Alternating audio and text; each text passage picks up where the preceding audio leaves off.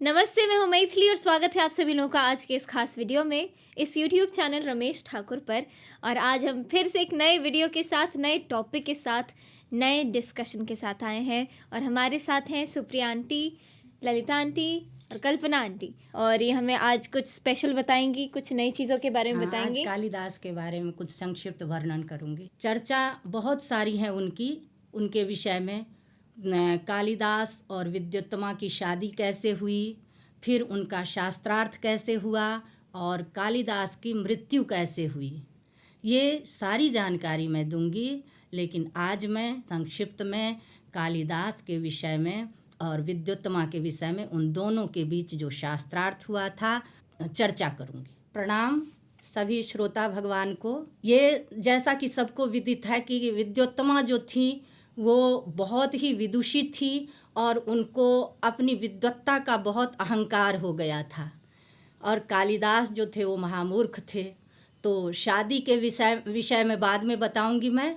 अभी जो दोनों के शास्त्रार्थ, दोनों के बीच में जो शास्त्रार्थ हुआ था उसकी चर्चा कर रही हूँ। तो एक बार ऐसा हुआ, जो कालिदास और विद्युत्तमा, कालिदास जब बिछुड़ गए थे, विद्युत्तमा से अलग हो गए थे, उसके बाद उन दोनों की मुलाकात एक नदी में, वो अपनी सखियों के साथ जाती हैं और कालिदास इधर से जाते हैं। थोड़े दूर के अंतराल पर, मतलब थोड़े दूर के अंतर पर, दोनों दो घाट में दोनों अलग अलग जगह पे होते हैं। तो वहाँ पर क्या होता है कि एक नदी में एक कमल का फूल खिला होता है, जो बिल्कुल मतलब वातावरण उस समय का शांत होता है, हवा नहीं चल रही होती है, ना तो पानी के अंदर कोई होता है, लेकिन वो कमल का जो फूल होता है वो हिल रहा होता है। यह देख करके विद्युत्तमा को आश्चर्य लगता है। विद्युत्तमा क्वेश्चन करती हैं अपनी सहेलियों से। वो जो है श्लोक के रूप में इस तरह से है: द्विपदस्यागमो नास्ति वायुना नैव दृश्यते सरोवर स्थितम पद्मम कंपते केन हेतुना।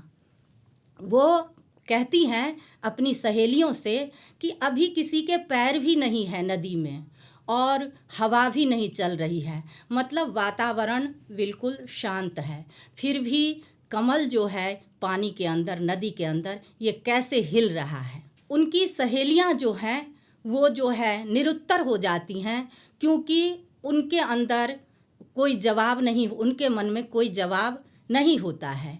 लेकिन कालिदास जो थे वो उस समय तक विद्वान हो चुके थे, कई पुस्तकें लिख चुके थे, महाकाव्य लिख चुके थे, तो उनसे रहा नहीं गया। उन्होंने उनकी बातें सुन ली। तो वो कहते हैं कि पानी के अंदर जो कमल है वो इसलिए हिल रहा है क्योंकि खिलने की प्रतीक्षा में है कमल, क्योंकि कमल और सूर्य दोनों का जो है आपस में बहुत ही अन्योन्याश्रय संबंध है। तो कमल का नियम ये होता है कि जब सूर्य उदय होता है, सुबह में जब सूर्य उगता है, तब कमल खिलता है। कमल के अंदर जो भौरे होते हैं, बहुत सारे भौरे थे, वो उस कमल के अंदर मतलब जो है घूम रहे थे, जिसके कारण वो कमल हिल रहा था। कालिदास कहते हैं कि कमल जब खिलेगा तो उसमें से भंवरे जो है निकलेंगे, इसलिए वो इंतज़ार कर रहे हैं कि कब सूर्योदय होगा और कब कमल खिलेगा और हम इनमें से बाहर निकलेंगे।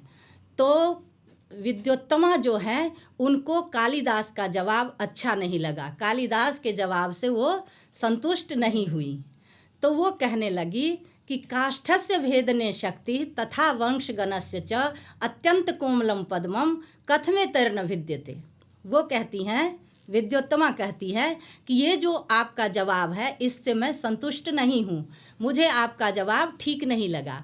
वो कहती हैं कि ये कमल का जो फूल है ये इतना कोमल होता है, ये भंवरे जो होते हैं ये लकड़ी में भी छेद कर देते हैं, काष्ठ में भी छेद कर देते हैं, फिर ये कमल का जो फूल है इतना कोमल, इसको छेद के ये बाहर नहीं निकल आएंगे इसमें से, जो ये उसमें मतलब जो है अंदर घूमते रहेंगे। तो फिर कालिदास कहते हैं कि प्रेमना ही बंधी तस्ते न भ्रमरः प्रेम रक्षका तस्मान न विद्यते कांते भवता सदृशम नहीं। वो कहते हैं कालिदास कि ये दोनों जो है एक दूसरे के प्रेम में बंधे हुए हैं, दोनों जो है मतलब अपनी सीमाओं में बंधे हुए हैं। वही वाली बात कि जब सूर्य उगेगा और कमल खिलेगा तब भंवरे उसमें से निकलेंगे। उनका नियम है, उस नियम का उल्लंघन करके वो उसमें से नहीं निकलेंगे। और अंत में कालिदास कहते हैं कि वो तुम्हारी तरह नहीं हैं, जो अपने पति को ठुकरा करके तुम जो है मतलब अलग हो गई। जैसे ही विद्युत्तमा ने इस तरह की बात सुनी तो विद्युत्तमा को फिर मतलब जो है थोड़ा सा अफसोस भी हुआ और पश्चाताप भी हुआ, और कालिदास को पुनः अपने साथ रहने के लिए उन्होंने प्रार्थना की, उन्होंने रिक्वेस्ट किया, लेकिन कालिदास फिर दोबारा उनके साथ नहीं गए। नमस्कार।